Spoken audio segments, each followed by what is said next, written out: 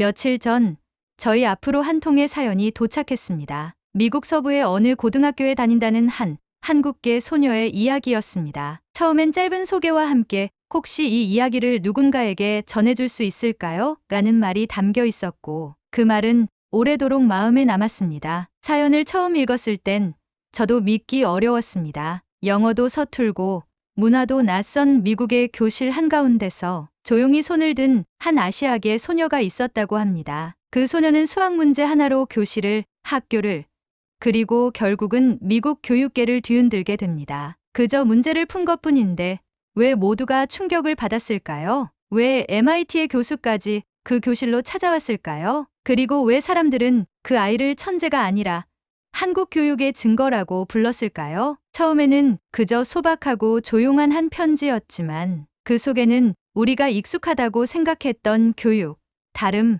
성장이라는 단어들을 다시 생각하게 만드는 놀라운 힘이 담겨 있었습니다. 이제 그 이야기를 조금 더 많은 분들과 나누고 싶습니다. 조용한 한 학생이 들려준 너무나도 크고 묵직한 목소리를 여러분께 전해드립니다. 당신이라면 그 교실에서 과연 손을 들 수 있었을까요? 잠깐 1초만 투자해서 좋아요, 구독 눌러주세요. 안녕하세요. 미국 캘리포니아 샌디에이고 외곽에 있는 리버스톤 아카데미에 재학 중인 고등학생 윤시아입니다. 이렇게 제 사연을 글로 적어보내는 것이 조심스럽고도 생소하지만 지난 1년 동안 저에게 일어난 작은 기적과도 같은 변화를 누군가와 나누고 싶어서 용기를 내어봅니다. 제가 미국에 처음 발을 디딘 건 정확히 1년 전이었습니다. 중학교 2학년까지 한국 서울의 평범한 동네에서 학교를 다녔고 친구들과 공부하며 익숙한 생활을 이어가던 중 아버지의 회사에서 미국 지사로 전근을 가게 되셨습니다. 갑작스러운 결정이었지만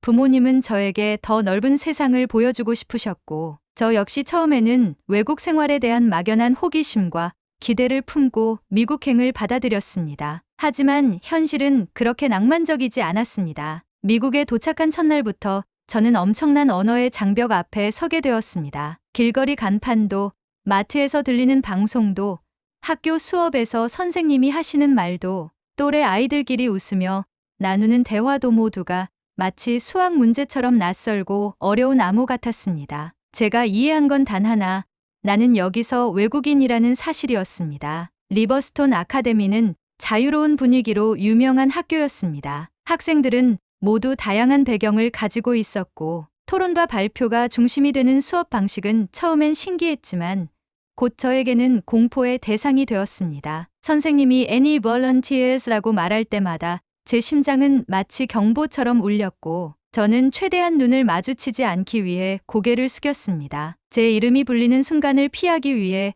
숨죽이는 연습도 자연스럽게 하게 되었죠. 제가 제 자신을 숨기기 시작한 건 그때부터였던 것 같습니다. 점심시간이면 항상 구석자리에서 도시락을 먹었고 말 한마디 걸어오는 친구도 거의 없었습니다. 교실에서 저는 그저 공기처럼 존재하는 학생이었습니다. 하지만 사실 저에게는 한 가지 자신 있는 분야가 있었습니다. 그것은 바로 수학이었습니다. 한국에 있을 때 저는 여러 번 수학 경시대회에 참가한 경험이 있었습니다. 초등학교 때부터 방과 후에는 거의 매일 수학 학원에 다녔고 고난이도 문제를 푸는 재미에 푹 빠져 지냈습니다. 그런 훈련이 몸에 배어 있어서인지 수학 문제 앞에서는 묘한 안정감을 느꼈습니다. 미국 교과서의 수학 문제는 저에게 비교적 쉬웠고 저는 스스로의 자존감을 지키기 위해서라도 수학 문제집을 더 열심히 풀었습니다. 하지만 그건 어디까지나 제 개인의 세계 안에서만 가능한 일이었습니다. 공부는 계속해도 누군가에게 보여주거나 말로 표현하는 것은 여전히 두려웠습니다. 넌 똑똑하긴 한데 이상해. 예전 시험에서 만점을 받은 뒤 옆자리에 앉은 학생이 그렇게 말한 적이 있었습니다. 그 한마디가 머릿속에 오래 남았고 그 후로는 더 조심스럽게 행동하게 되었습니다. 그러던 어느 날 수학 시간에 선생님이 말씀하셨습니다. 이번 주에는 특별한 활동이 있습니다. 우리 반에서 STM 챌린지 팀을 선발할 거예요. 먼저 이 문제부터 풀어볼게요. 실력을 보려는 건 아니고 사고방식을 보는 거니까 부담 가지지 마세요. 칠판에는 복잡한 최적화 문제가 적히기 시작했습니다. 함수와 부등식이 어지럽게 얽혀 있었고 영어로 된 문제 지문은 긴 문장들로 구성되어 있었습니다. 처음 보는 유형이었지만 저는 본능적으로 문제의 구조를 파악하고 있었습니다. 중학교 때 봤던 국제 수학 경시대회 준비 문제와 비슷했습니다. 이건 풀 수 있다. 오랜만에 머릿속이 맑아지는 기분이 들었습니다. 하지만 주위를 둘러보니 대부분의 학생들이 문제지를 들여다본 채 고개를 갸웃거리거나 서로 눈치를 보고 있었습니다. 정적이 흐르는 교실 안에서 제 안에서도 두 가지 마음이 충돌했습니다. 지금 손을 들면 튀게 될 거야. 하지만 나에게는 이 문제를 풀 수 있는 능력이 있어. 저는 깊게 숨을 들이마셨고 책상 아래에서 조심스럽게 손을 들었습니다. 윤 씨야? 선생님의 놀란 목소리가 들렸습니다. 모두가 뒤를 돌아보았고 저는 천천히 자리에서 일어나 칠판 앞으로 걸어갔습니다. 분필을 잡는 손이 떨렸습니다. 그 순간 한국에서 수학학원에서 문제를 풀던 기억이 떠올랐습니다. 강사님이 늘 하시던 말이 귀에 들리는 듯 했습니다. 문제를 봤으면 구조를 먼저 나눠. 그리고 패턴을 찾아야지. 저는 칠판 왼쪽에서부터 조심스럽게 수식을 적기 시작했습니다. 각 단계를 천천히 그러나 정확하게 정리해 나갔습니다. 한국에서 배운 기호와 풀이 방법이 자연스럽게 손끝을 통해 흘러나왔고 어느 순간부터는 떨림도 있고 문제 풀이에만 집중하게 되었습니다. 몇 분이 지났을까요? 저는 마지막 답에 동그라미를 치고 분필을 내려놓았습니다. 여기까지입니다. 교실은 조용했습니다. 누군가 작은 목소리로 대박이라고 속삭이는 소리가 들렸습니다. 선생님은 칠판을 뚫어져라 쳐다보셨고 이내 고개를 끄덕이셨습니다. 시야, 혹시 STEM 챌린지 팀에 지원할 생각 있어요? 제가 강력하게 추천하고 싶네요. 그 순간 저는 어떤 말을 해야 할지 몰라 그냥 고개만 끄덕였습니다. 그 일이 끝난 뒤에도 며칠 동안 교실에서는 그날의 일이 조용한 화제가 되었습니다. 몇몇 학생이 수업이 끝난 후 제게 다가와 그 문제 어떻게 푼 거야? 라고 물어보기도 했습니다. 그런 질문을 받은 것도 친구가 먼저 제게 말을 건 것도 처음이었습니다. 그리고 저는 그때 알게 되었습니다. 한 번의 용기가 제 삶을 얼마나 다르게 만들 수 있는지를요. STM 챌린지 대표팀에 선발된 날, 저는 무척 혼란스러웠습니다. 제 이름이 대표 명단에 올라 있다는 사실이 믿기지 않았고, 앞으로 무슨 일이 벌어질지 예상할 수 없었습니다. 지금껏 조용히 있던 제가 갑자기 조명을 받게 된 것이었으니까요. 그날 이후로 몇몇 친구들이 제게 말을 걸어왔고, 선생님들도 수업 중 제게 질문을 하시기 시작했습니다. 하지만 저는 여전히 머뭇거렸고 대답은 늘 짧았습니다. 제 영어는 유창하지 않았고 발음에도 자신이 없었습니다. 그래서 저는 말보다는 수학으로 표현하려 했던 것 같습니다. 대표팀 첫 모임은 금요일 오후 도서관에서 진행되었습니다. 팀원은 저를 포함해 4명이었습니다. 카리스마 넘치는 흑인 여학생 나딘, 미술과 시각 디자인에 관심이 많은 매튜, 그리고 과학 동아리에서 유명한 인도계 소녀 미라. 이들은 모두 학교에서 이름이 잘 알려진 학생들이었고 발표나 토론에도 적극적이었습니다. 그들과 함께 한자리에 앉아 있다는 사실만으로도 어깨가 움츠러들었습니다. 자, 그러면 우리 이번 STEM 챌린지 주제는 학교 공간 활용 최적화라고 들었지? 나딘이 회의를 시작하며 말했습니다. 학교 내에서 자전거나 킥보드를 보관할 수 있는 최적의 장소를 수학적, 과학적으로 도출하는 게 과제래. 제한 시간은 2주. 매튜는 자신의 태블릿으로 캠퍼스 지도를 불러왔고 미라는 학생들의 동선 데이터를 수집할 수 있는 방법을 제안했습니다. 모두들 활발하게 아이디어를 주고받았고 저는 노트에 열심히 내용을 적기만 했습니다. 제 차례가 돌아오지 않기를 바라며 조용히 고개만 끄덕였죠. 그런데 그 순간 나딘이 제게 물었습니다. 시야, 넌 어때? 내가 수학 잘한다는 거 우리 다 알아. 아이디어 없어? 순간 제 얼굴이 붉어졌습니다. 모두가 저를 바라보고 있었고 제 목소리는 작게 떨렸습니다. 저는 데이터를 그래프로 연결해서 최단거리 알고리즘을 적용하면 그게 뭐야? 다익스트라 같은 거 말하는 거야?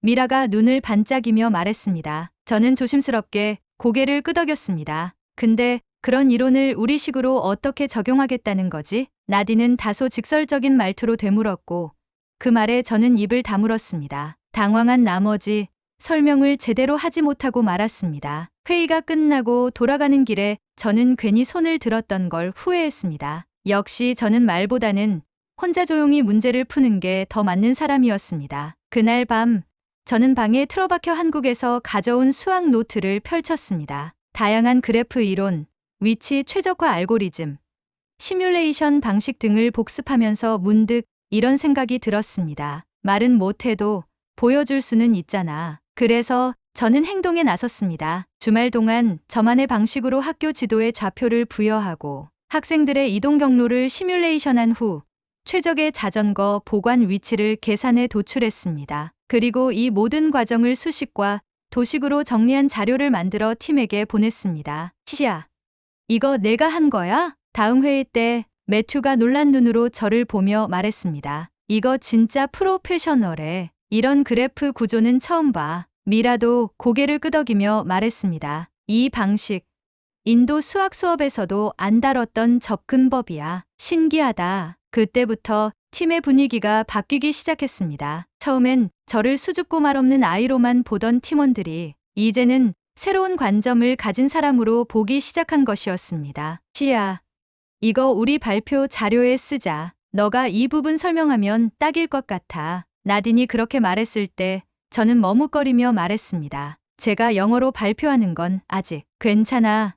우리 같이 연습하자. 중요한 건 내 아이디어야. 매튜가 웃으며 덧붙였습니다. 그리고 내 수학은 진짜 예술이야. 말이 필요 없지. 그 말을 들었을 때 제 마음속에서 무언가 따뜻한 감정이 일어났습니다. 처음으로 제 방식이 누군가에게 인정받았다는 느낌을 받은 순간이었습니다. 이후 우리는 본격적인 발표 준비에 들어갔습니다. 저는 발표에 들어갈 시각 자료를 만들었고 다른 친구들은 영어 문장을 다듬어 주었습니다. 발음이 어색한 부분은 미라가 교정해 주었고 매튜는 설명할 때 사용할 예시 그림을 손수 그려 주었습니다. 밤늦게까지 학교 도서관에 남아 함께 연습하던 날이 지금도 생생합니다. 우리는 처음엔 다른 세계에서 온 아이들 같았지만 함께 땀 흘리며 점점 하나가 되어갔습니다. 그 중에서도 가장 큰 변화는 바로 저 자신이었습니다. 시작은 항상 힘들지만 용기를 낸 사람만이 변화를 만들어내죠.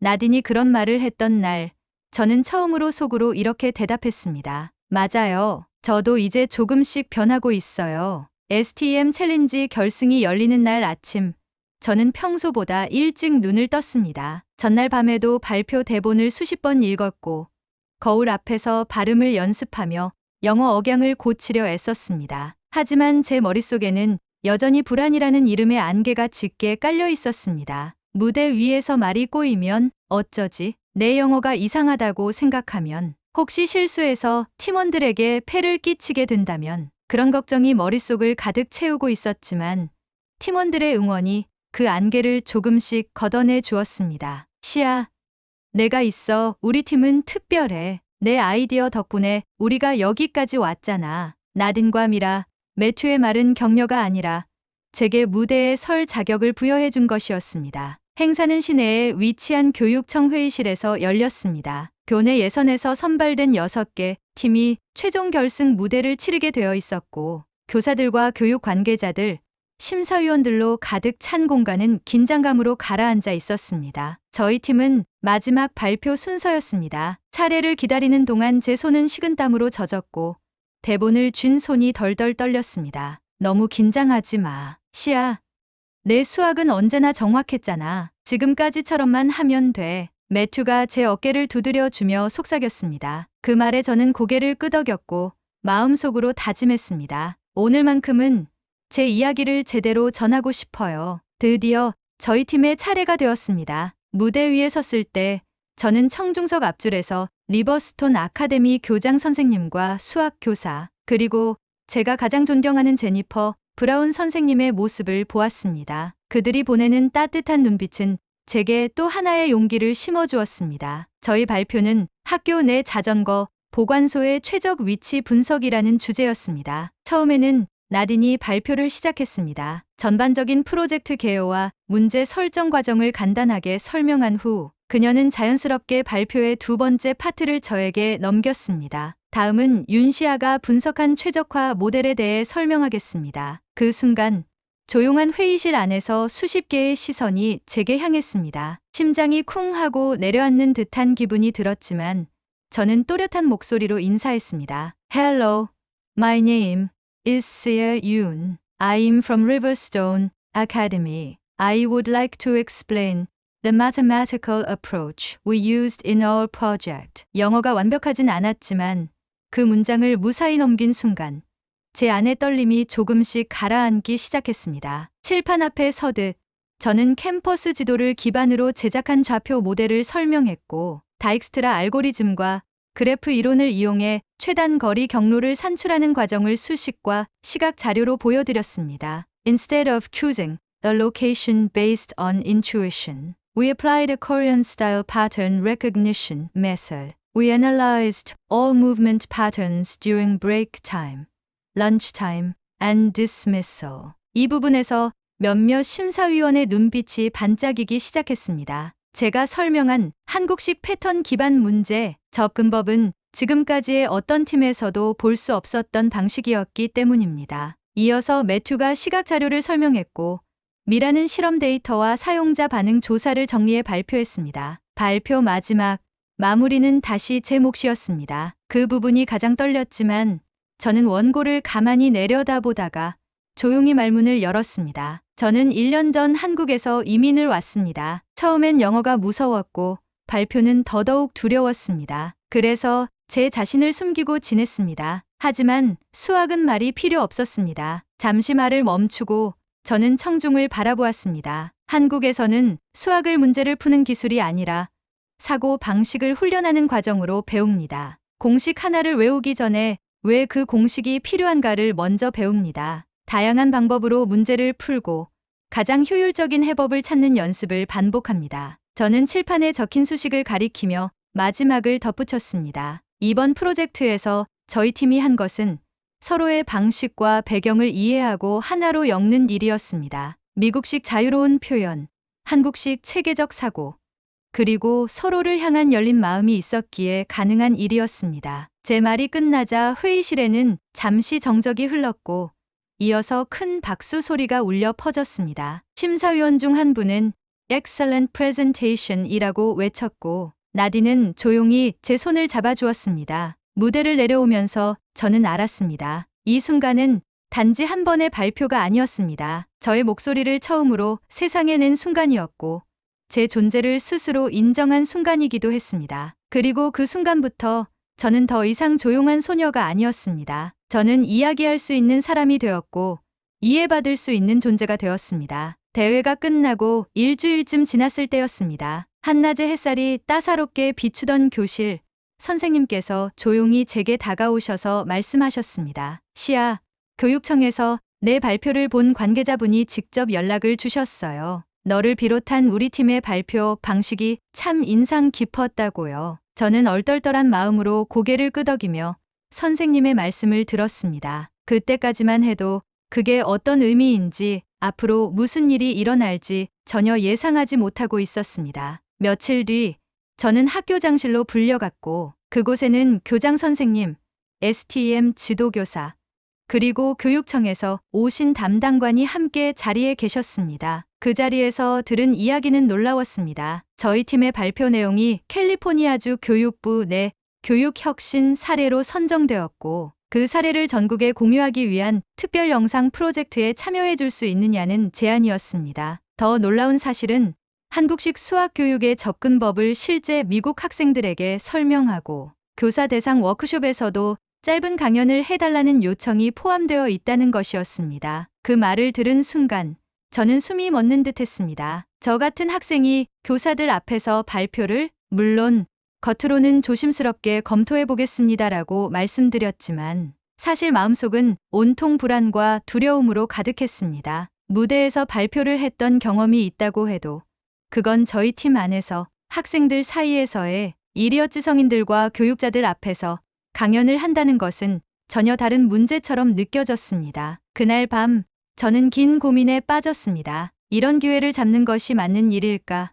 제가 정말 그런 역할을 해도 될까? 과연 누군가에게 도움이 될 수 있을까? 혼란스러운 마음으로 노트를 펼쳤을 때 그 안에 쓰인 문장 하나가 눈에 들어왔습니다. 수학은 문제를 푸는 기술이 아니라 문제를 바라보는 방식이다. 한국에서 수학 선생님이 제게 해주셨던 말이었습니다. 그 문장을 읽는 순간 제 마음속에도 변화가 일기 시작했습니다. 나만의 이야기가 아닐지도 몰라요. 내가 배운 방식이 누군가에게 새로운 시야를 줄 수 있다면. 며칠 후 저는 정식으로 참여 의사를 전달했고 프로젝트는 빠르게 진행되었습니다. 제가 맡은 역할은 크게 두 가지였습니다. 하나는 미국 고등학생 대상 한국식 수학 학습법 소개 영상 제작, 그리고 다른 하나는 지역교사 연수 워크숍에서의 발표였습니다. 영상 촬영은 학교 내에서 진행되었습니다. 촬영을 맡은 교육청팀은 처음에 저를 보고 깜짝 놀랐다고 합니다. 내가 윤시아야? 발표 영상에서는 훨씬 어른스럽게 느껴졌어. 그 말에 저는 수줍게 웃으며 고개를 숙였습니다. 촬영에서 저는 문제 한 가지를 고르고 그것을 한국에서 배웠던 방식으로 풀어보는 시연을 진행했습니다. 가장 간단한 적분 문제였지만 저는 세 가지 다른 방법으로 접근해 보였고 각각의 장단점을 설명했습니다. 공식을 외우기보다는 먼저 유도해 보며 어떤 맥락에서 이 공식이 등장했는지 이해하려고 합니다. 풀이 방법을 한 가지로 고정하지 않고 최소한 두 가지 이상을 비교해서 가장 효율적인 방법을 선택합니다. 촬영을 마친 후 교육청 PD님께서는 이런 말씀을 하셨습니다. 시아 학생, 이 문제는 수학이 아니라 사고력 훈련이에요. 이 이야기를 더 많은 선생님들이 들어야 해요. 그로부터 2주 뒤 저는 드디어 교사 연수 워크숍의 발표자로 나서게 되었습니다. 행사는 샌디에이고 교육센터에서 열렸고 중고등학교 수학 교사 약 60여 명이 참석한 자리였습니다. 그날 무대에 오르기 전까지 저는 끊임없이 발표 연습을 했습니다. 제니퍼 브라운 선생님께서도 제 발음을 하나하나 교정해 주시고 발표 흐름도 함께 다듬어 주셨습니다. 또한 나딘과 미라도 제가 발표할 내용을 함께 정리해 주며 응원의 메시지를 남겨주었습니다. 시아, 이건 내가 잘할 수 있는 일이야. 수학보다 쉬운 거잖아. 발표 당일 저는 마이크 앞에 섰습니다. 그리고 차분한 목소리로 말문을 열었습니다. 안녕하세요. 저는 윤시아입니다. 오늘은 한국에서 수학을 배운 저의 경험을 바탕으로 문제를 어떻게 접근하는지, 어떤 방식으로 사고 훈련을 했는지를 공유하려고 합니다. 저는 고등학교 1학년 시절 한국에서 어떤 식으로 수업이 진행되었는지, 주어진 문제에 대해 어떤 과정을 거쳐 풀이를 선택했는지, 그리고 그 속에서 어떤 생각의 확장을 했는지를 설명했습니다. 특히 미국에서는 생소할 수 있는 역방향 문제 풀이법이나 유형별 패턴 학습법에 대해 신뢰를 들어 소개하자 교사들 사이에서는 탄성과 질문이 이어졌습니다. 학생들에게 어떻게 그런 패턴을 익히게 하나요? 그 과정에서 창의성을 해치진 않나요? 이런 질문이 나왔을 때 저는 담담히 대답했습니다. 정해진 방법이 아니라 다양한 방법을 비교하면서 가장 효과적인 해법을 찾는 과정을 중요하게 생각합니다. 정답보다는 사고 과정의 다양성을 훈련하는 것이 핵심입니다. 발표가 끝난 후 많은 선생님들이 저를 따로 찾아오셔서 감사 인사를 해주셨습니다. 정말 인상 깊었어요. 우리 학교 수업에도 한번 적용해보고 싶네요. 그 순간 저는 깨달았습니다. 저는 조용한 아이였습니다라는 말로 시작한 제 이야기가 누군가의 수업 방식과 학생들의 사고방식을 바꾸는 씨앗이 되고 있다는 것을요. 지금도 저는 여전히 완벽한 영어를 구사하지는 못합니다. 가끔은 발표에서 단어를 잊기도 하고 문화적인 맥락에서 벗어나는 말을 하기도 합니다. 하지만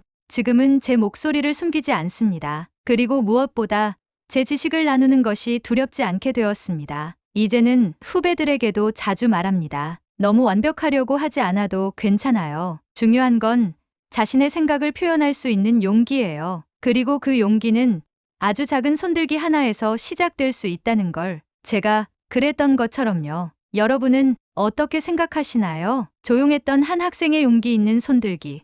그리고 그 손끝에서 시작된 변화의 물결. 당신이라면 그 교실에서 손을 들 수 있었을까요? 여러분의 생각을 댓글로 나눠주세요. 이 이야기가 마음에 닿았다면 좋아요와 구독, 그리고 주변과의 공유도 부탁드립니다. 다음 이야기에서는 또 어떤 조용한 혁명이 기다리고 있을까요? 계속 함께해 주세요.